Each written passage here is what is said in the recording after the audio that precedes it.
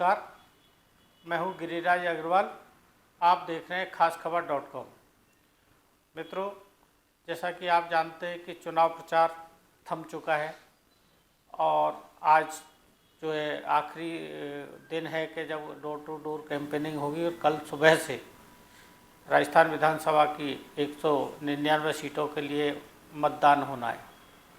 चुनाव के आखिरी दिन सभी राजनीतिक दलों ने पूरी ताकत से जो है वो चुनाव प्रचार किया और उस चुनाव प्रचार थमने के बाद और उससे पहले जहां कांग्रेस की ओर से अशोक गहलोत ने कुछ मुद्दों को लेकर के जवाब दिए प्रेस कॉन्फ्रेंस में और उन्होंने कुछ मुद्दे भी उठाए, वहीं भाजपा की ओर से केंद्रीय गृह मंत्री अमित शाह और प्रधानमंत्री नरेंद्र मोदी ने भी कुछ मुद्दे जनता के बीच में रखे, कुछ सवाल उठाए, कुछ सवालों के जवाब मांगे। इस सारे दौर में अचानक से देखा कि दलित और गुर्जर फिर राजनीति के केंद्र में आ गए हैं और डायरी लगातार इसमें चर्चा में बनी हुई है।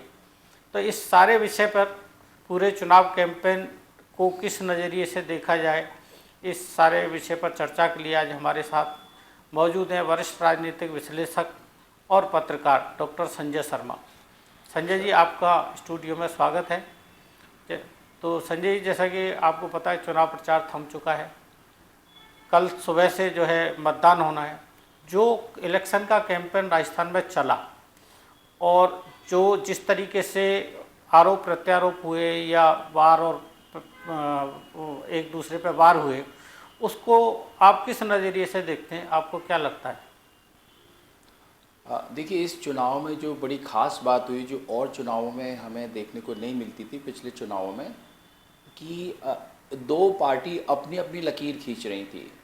जो कांग्रेस है उसने आमतौर पे कम से कम राज्य स्तर पर कोशिश की कि वो कोई चर्चा अपनी गारंटी स्कीम्स के बाहर ना करे, अपने जो प्रोग्राम्स हैं उनके बाहर ना करे। दूसरी तरफ जो बीजेपी है उसने शुरुआत के तो कैंपेन में बिल्कुल ही उन गारंटीज़ के बारे में बात ही नहीं की, लेकिन बाद में शायद उन्हें कुछ फील होने लगा कि ये गारंटीज़ को भी काउंटर करना ज़रूरी है। तो उन्होंने जो विश्वसनीयता, जैसे मैं बार बार कहता हूँ कि सरकार की विश्वसनीयता, उसके इरादों पे चोट करने की कोशिश की। उन्होंने महिलाओं के प्रति जो केस दर्ज हो रहे हैं उन मामलों को उठाया। उन्होंने जो बीजेपी का एक तुष्टीकरण का एक मॉडल है, उन मुद्दों को उठाया। उन्होंने भ्रष्टाचार के मुद्दों को उठाया, जबकि कांग्रेस ने आमतौर पे कोशिश की कि वो गारंटीज तक सीमित रहे। लेकिन कांग्रेस के जो राष्ट्रीय नेता आए, उन्होंने और अलग अलग तरह की बातें की जिनको मोदी जी को घेरने की कोशिश की। एक बहुत अजीब बात चुनाव में ये हुई थी कि क्योंकि कांग्रेस तो उसको जितना लोकलाइज कर रही थी, उतना ही जो बीजेपी की तरफ से चुनाव है वो इन तीन मुद्दों के अलावा, क्योंकि प्रधानमंत्री जी और गृह मंत्री जी की प्रेजेंस थी, तो ज़्यादा राष्ट्रीय नेचर का लग रहा था। ऐसा लग रहा था जैसे कि कोई लोकसभा के चुनाव के लिए कोई प्रयास हो रहे हैं। हालांकि प्रधानमंत्री जी की कला है कि जब जिस क्षेत्र में जाते हैं उस क्षेत्र की लोकल बातें करते हैं, लोकल परंपराओं, देवताओं, उनकी बातें करते हैं, तो वो लोकल फ्लेवर लेके आते हैं। लेकिन जो मुख्य बात थी वो इन तीन चार चीज़ों के अलावा नेशनल स्कीम, जो उनकी नेशनल स्कीम्स हैं लाभार्थी वाली, उनके माध्यम से जवाब देने की कोशिश कर रहे थे। ये पूरे चुनाव कैंपेन को जब हम देखें तो क्या आपको भी ऐसा महसूस हुआ कि ये चुनाव में दोनों राजनीतिक दलों के बीच में तो कड़वाहट सामने आई ही, बल्कि जनता में भी या लोगों के दिमाग में भी कुछ कड़वाहट घोलने का प्रयास हुआ उसमें, चाहे वो दोनों तरफ से ही इस तरीके से हुए कि जेब कतरा भी सामने आया, पनौती शब्द भी सामने आया, वहीं उधर से भी कांग्रेस को भ्रष्टाचार का प्रतीक बताया। दोनों तरफ से इस तरह की बातें इस चुनाव में आई। निकम्मा और नालायक और कोरोना जैसे शब्दों का भी बीजेपी की ओर से इस्तेमाल हुआ उसमें, चाहे वो सचिन पायलट के बहाने ही हुआ। तो इस सब को लेकर के जो जितनी कड़वाहट मतलब राजनीतिक दलों के बीच में दिखी और जनता में भी घोलने का प्रयास लगा, तो मेरे को ऐसा लगता है कि ऐसा हुआ है। तो आप क्या सोचते हैं इस बारे में? पहली बात तो माफ़ करें, पहली बात तो ये है कि कड़वाहट चुनाव के आखिरी दौर में आती है, और ख़ासतौर से ये पिछले जो प्रधानमंत्री नरेंद्र मोदी जी जब से आए हैं तो कड़वाहट वाली बातों की एक्सचेंज हुई है ज़्यादा। मुझे नहीं लगता कि उससे पहले प्रधानमंत्रियों के मुद्दे पे या प्रधानमंत्री की तरफ से कोई कड़वी बात कभी कभी कुछ कही गई होगी, लेकिन ये तेवर बदल रहा है। लेकिन इस तेवर को हमें दूसरी तरह से भी समझने की कोशिश करनी पड़ेगी कि हम ये जो आज जो भाषा है इसका कारण है डिजिटल स्पेस। जो डिजिटल स्पेस है वो ऐसी बाइनरी में फंसा हुआ है कि आपको अपने दायरे में अपने लोगों तक पहुंचने के लिए, वायरल करने के लिए ऐसी भाषा बोलनी होती है जो जो एक तरफा हो, जिसमें कुछ इमोशनल एलिमेंट हो। तो इसलिए एक तरफ अगर प्रधानमंत्री जिस तरह की चीज़ें यूज़ करते हैं, मूर्खों का सरताज और फांसी लगा दो, इस तरह की बात करते हैं, तो दूसरी तरफ राहुल गांधी भी लगता है पूरी चॉइस करके, अब तो क्योंकि वो केस भी भुगत रहे हैं तो ऐसा नहीं है कि उनको पता नहीं है कि वो क्या कर रहे हैं, उन्होंने भी उतनी सख्त भाषा का इस्तेमाल किया। लेकिन इसके पीछे एक तो डिजिटल जो बाइनरी है उसकी बात है, दूसरी बात एक ये भी है कि कुछ चुनाव अध्ययनों से पता लगता है, फिर से वो अमेरिका के चुनाव के अध्ययनों से पता लगता है कि एक वोटर के व्यवहार में एक घृणा का भाव वोट डालने में काम आता है। तो ये चुनाव के आखिरी दौर में वो इमोशनल और घृणा वाले एलिमेंट को दोनों पक्ष ला सकते हैं कि दूसरी तरफ किसी भी हालत में ना जाए आदमी, तीसरी पार्टी को वोट डाल दे, लेकिन दूसरी तरफ ना जाए क्योंकि उसके मन में वो घृणा वाले शब्द गूंजने चाहिए। तो इस तरह के बीच में आप देखिए कि इसको बहुत जो, हालांकि प्रियंका जी कुछ और ढंग से बोलती हैं, रोचक ढंग से बोलती हैं, उन्होंने भी बात कही थी कि तो प्रधानमंत्री जी की तो स्कीम का लिफाफा खाली है, वो एक मंदिर के बारे में बोला था। तो इस बार ये भाषा उसी परंपरा का हिस्सा है जो डिजिटल स्पेस से बनने लगी है, जिसमें हमें वायरल एलिमेंट क्रिएट करने की ज़रूरत पड़ती है। तो इसलिए भी ये चुनाव आयोग के सामने चुनौती है, उसे इस बात को ध्यान रखना चाहिए, क्योंकि इसका एक बड़ी मुश्किल क्या होती है, चुनाव होने के बाद असल में सब पार्टी को मिलके काम करना है राज्य के या राष्ट्र के हित में। वो उनकी उस कटुता बहुत देर लग जाती है उसको ठीक होने में, और जो अच्छे अच्छे बिल हैं, अच्छी अच्छी लोकसभा वगैरह में जो बातचीत है वो उनका तेवर खराब हो जाता है। तो जैसे कि आज मुख्यमंत्री जी ने भी ये कहा कि जो चुनाव प्रचार के दौरान बीजेपी की तरफ से जो है हिंसात्मक और नफरत फैलाने वाली भाषा का उपयोग हुआ है। मुख्यमंत्री अशोक गहलोत कई बार बार ये भी मुद्दा उठाते रहे कि अब से पहले, मतलब 10 साल पहले तक राजनीतिक दलों के आपसी संबंध बहुत अच्छे होते थे, चाहे वो राजनीतिक विचारधाराएं उनकी अलग हो, कई उस पर बिल पे या विधेयक पे या मुद्दों पे उनकी मत भिन्नता हो, मत भिन्नता व्यक्त भी करते थे और वो उनकी डिबेट भी होती थी, लड़ते भी थे, लेकिन संबंध ऐसे ख़राब नहीं थे कि वो एक दूसरे की शक्ल देखना भी पसंद ना करें या एक दूसरे के इतनी कटुता बढ़ जाए। तो इसको जो ये परिदृश्य बदल रहा है, जो चुनाव या राजनीति जिस दिशा में जा रही है, उसको लेकर के आप क्या सोचते हैं?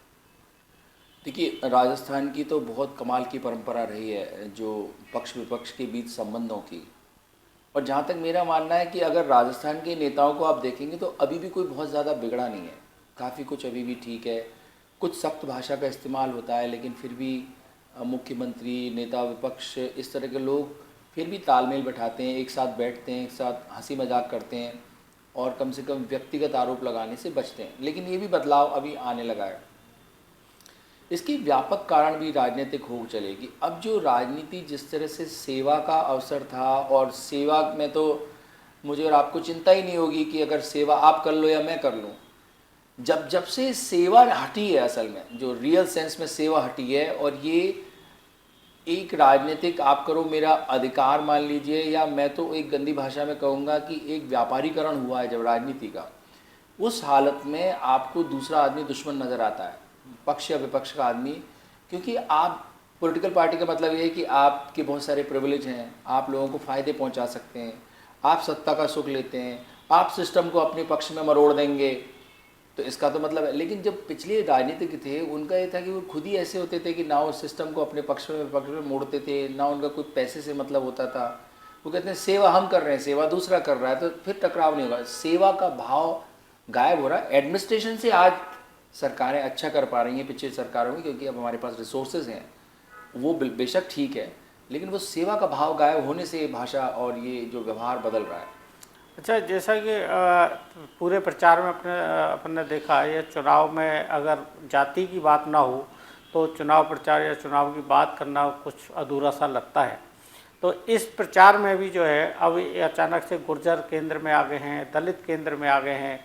मोदी जी ने जो अपने भाषण में राजेश पायलट के नाम से या उनका हवाला दे करके, जहां सचिन पायलट को जो दरकिनार कर दिया गया, उसके जरिए गुर्जरों को केंद्र में लाने की कोशिश की। खड़गे जी के जरिए उन्होंने दलितों को केंद्र में लाने की कोशिश की है।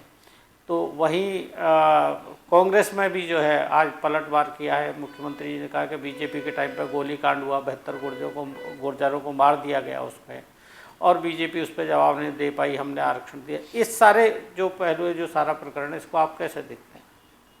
देखिए, गुर्जरों की अच्छी भली संख्या है, 7-8% राजस्थान में है, और पूर्वी राजस्थान को बहुत अच्छी तरह प्रभावित करते हैं बहुत सारी सीट पे।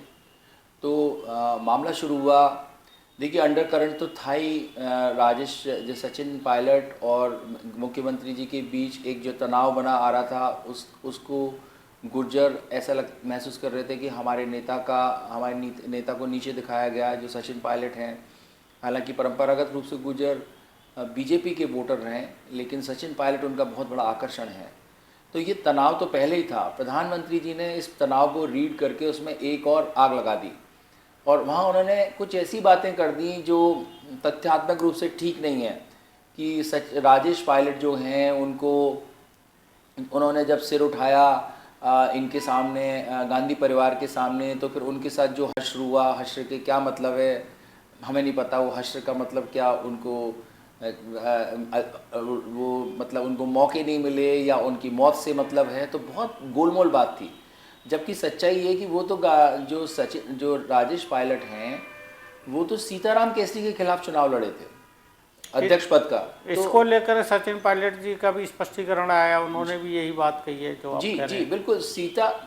एक बात तो ये है। दूसरी बात ये है कि निश्चित तौर पे जो गुर्जर की स्थिति क्लियर नहीं है, हो सकता है बीजेपी के पक्ष में नज़र आ रहे हैं कहीं अलग अलग जगह जो सचिन पायलट जी का। फिर दूसरा जो एक और, तो उसको काउंटर करके और बड़ी एक तरह से काफ़ी तीखा हमला किया है मुख्यमंत्री जी ने, कि 22 बार गोली चलाई गई आरक्षण हुआ जब गुर्जर आंदोलन पे, और 10-12 दिन लाशों को लेके बैठे रहे लोग, ट्रैक्स रुक गई, पूरा उत्तर भारत रुक गया, और 72 लोग मारे गए। 72 जो गुर्जर समुदाय से लोग हैं उनको गोली मार दी गई इस बीच में। वो बीजेपी की सरकार थी, उन्होंने वो बात याद दिला दी जो उस वक्त को याद दिला सकती है। तो गुर्जर असल में लग रहा है कि दोनों पक्ष अभी महसूस कर रहे हैं कि गुर्जर का दिमाग अभी स्थिर नहीं है, वो किस तरफ जा सकते हैं, या हो सकता है कांग्रेस से दूर नज़र आ रहे हैं। तो उसको भुनाने की या उसको कुछ रोकने की कोशिश का ये प्रयास लगता है। और इसमें एक्सट्रीम जाति की बात, इसीलिए सीधे सीधे जाति का नाम लेके बात आ गई है। अच्छा, एक और मुद्दा है कि डायरी का। अभी इस चुनाव में लाल डायरी बहुत मुद्दा बनी है।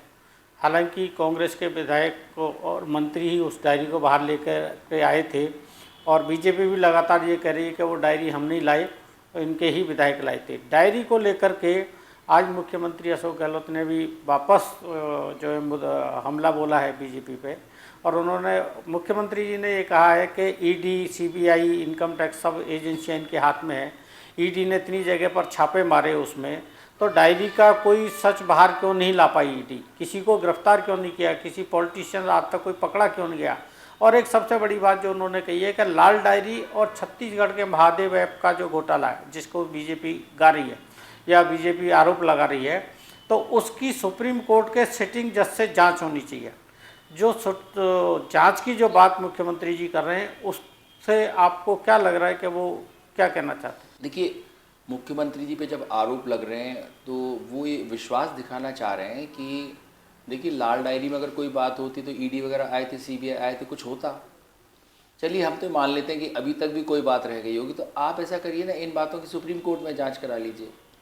इस बात को आगे बढ़ा दिया कांग्रेस के महासचिव और पूर्व प्रवक्ता रणदीप सुरजेवाला ने। उन्होंने इस बात को बढ़ा के ये भी कह दिया कि आप फिर सहारा डायरी की भी बात कीजिए कि गुजरात के मुख्यमंत्री, उस समय के जो मुख्यमंत्री थे, उनको क्या मिला। आप जो जैन हवाला डायरी की भी बात कर लीजिए, उसको भी वो भी बात होनी चाहिए, जिसमें तथाकथित रूप से कुछ पैसे का ट्रांसफ़र और नेताओं के अलावा जो लाल कृष्ण आडवाणी जी के ऊपर भी आया, हालांकि बाद में वो डिस्चार्ज हो गए इम्नालमो से, लेकिन ये बातें उठती तो डायरी जब एक तरफ से एक दूसरी तरफ से दोनों बड़ी हमले हो रहे हैं। लेकिन जो सबसे गंभीर है, सबसे रोचक है बल्कि, तो मुझे ऐसा लग रहा है कि जैसे कर्नाटक के कैंपेन की खुशबू राजस्थान भी पहुंच गई है। और जो आज मुख्यमंत्री जी ने एक बड़ी ख़ास बात कही कि भाई जब गुजरात के लोग यहाँ सब तरफ दिखेंगे, सब कुछ उनको ही दे दोगे तो राजस्थानी का क्या होगा। अच्छा संजय जी, इस चुनाव में आज एक और नया एक सब्जेक्ट सामने आया। आज मुख्यमंत्री जी ने एक लास्ट मोमेंट पे ऐसी गोगली छोड़ी है जो पता नहीं किस तरफ जाएगी। मुख्यमंत्री जी ने ये कहा है कि गुजरात के इलेक्शन में जब वो गए थे, वहाँ कैंपेनिंग कर रहे थे, और तो उन्होंने मारवाड़ियों से जब वोट मांगे तो प्रधानमंत्री जी ने और उन्होंने ये कहा कि ये मारवाड़ी यहाँ पे आ गए हैं, ये वोट मांग रहे हैं, तो मैं गुजरात का आदमी हूँ, मैं कहाँ जाऊँगा, मेरे गुजराती को वोट दो। तो उन्होंने कहा अब राजस्थान में गुजरात के लोग वोट मांग रहे हैं, ये गुजराती वोट मांग रहे हैं, तो मैं उस बात को नहीं दोहराऊँगा कि मैं मारवाड़ी हूँ, कहाँ जाऊँगा। उन्होंने ये कहा है कि मैं थासू दूर नहीं हूँ, मैं तो आपके पास ही रहूँगा, मेरे पास कहीं जगह नहीं है जाने की। तो इसको आप किस तरीके से देखते हैं? देखिए ये बड़ी खूबसूरत रणनीति इन्होंने कांग्रेस ने कर्नाटक में इस्तेमाल की थी और जिसका उन्हें फ़ायदा मिला। जो कर्नाटक की जो डेयरी थी उसके ऊपर जो गुजरात की डेयरी के आधिपत्य की बात को उठा के उस वहाँ पे मुद्दा बनाया गया था और वो बड़ा गंभीर बन गया था और वो बीजेपी को उसको बड़ा नुकसान हुआ था। तो देखिए, जब आप सबसे बड़ी मुश्किल क्या है कि राजस्थान में बीजेपी मोदी जी को चेहरा लेके, कमल का चेहरा बोल रहे हैं वो, लेकिन मोदी जी का चेहरा लेके जब आगे बढ़ रहे हैं और जो मेन कैंपेनर दूसरे अगर अमित शाह हैं जो अपनी गुजराती बहुत स्ट्रॉन्ग गुजराती आइडेंटिटी के लिए जाने जाते हैं। देखिए, मोरारजी देसाई भी गुजरात से थे, लेकिन मोरारजी देसाई कोई गुजराती की तरह नहीं जाने जाते थे, लेकिन प्रधानमंत्री जी और जो अमित शाह हैं, ये गुजराती बड़ी स्ट्रॉन्ग आइडेंटिटी है इनकी। तो ये अब फिर से उसी रणनीति का हिस्सा, और इसका समय भी बहुत मतलब बड़ी दिलचस्प तरीके से चुना गया। आखिर में जब बीजेपी ये सफाई देती रह जाए, आखिर में चुना कि ऐसे ऐसे वो घटना गुजरात की हुई थी, तो भाई मैं भी तो राजस्थानी हूँ, मारवाड़ी, तो मैं कहाँ जाऊँ अगर ये मेरे ऊपर सब गुजराती हमला कर रहे हैं। तो उन्होंने भी उसी रूप में उसको ट्विस्ट देने की कोशिश की है। देखते हैं बात आगे कैसे पहुँचती है, लेकिन राजस्थान की अस्मिता को जगाने की कोशिश की गई है। तो आपको ये लगता है कि जो राजस्थान की अस्मिता को या राजस्थानियों को प्राइड फील कराने के उद्देश्य से मुख्यमंत्री जी ने ये गोगली फेंकी है, तो ये बीजेपी में या विपक्ष में जाकर के असर करेगी? देखिए, कांग्रेस की उम्मीद तो यही है कि क्योंकि अगर यही सामने कोई बीजेपी की तरफ से राजस्थान का ही नेता होता तो वो ये बात कहना मुश्किल हो जाता, लेकिन सामने तो नेता दिख रहे हैं दोनों गुजरात से। और इसका अमित शाह भी बहुत अच्छा जवाब नहीं दे पाए। बोले हमने कौन सा एमएलए गुजरात का राजस्थान में लड़ा दिया। जब उन्होंने उनकी अपनी प्रेस कॉन्फ्रेंस में बात हो रही थी तो उन्होंने कहा हमने कौन सा गुजरात का व्यक्ति यहाँ एमएलए के चुनाव में लड़ा दिया, राजस्थान के लोग लड़ रहे हैं। तो वो उस तरह की सफाई नहीं दे पाए जो उम्मीद थी, या कहो तो उन्होंने अवॉइड किया कि बात आगे ना बढ़ जाए। तो बस आज की चर्चा में इतना ही। दर्शकों, आप देखते रहिए खासखबर.com, और इस चर्चा में जो महत्वपूर्ण जानकारियां हमें संजय जी ने दी हैं उसके लिए हम संजय जी का बहुत बहुत धन्यवाद करते हैं, आभार व्यक्त करते हैं। और हाँ, 25 नवंबर को आप अपना वोट डालना ना भूलें, मतदान बूथ पर अवश्य जाएं। तब तक आप देखते रहिए हमारा खासखबर.com। यूट्यूब चैनल पर जाकर हमारे चैनल को सब्सक्राइब करें, बेल आइकन दबाएं और अधिक जानकारी के लिए हमारी वेबसाइट लॉग ऑन करें। वेबसाइट का नाम है हमारे www.खासखबर.com।